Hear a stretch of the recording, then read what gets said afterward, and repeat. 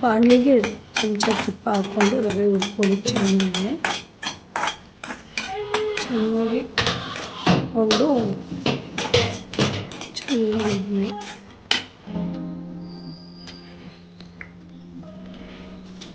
ಗೋಡಂಬಿ ದ್ರಾಕ್ಷಿ ಹಾಕ್ಕೊಳ್ಳಿ,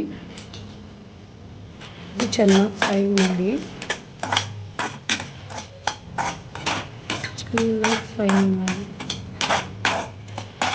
ಒಂದು ಕಪ್ಪು ರವೆಗೆ 2 ಕಪ್ ನೀರು ಹಾಕ್ಕೊಳ್ಳಿ.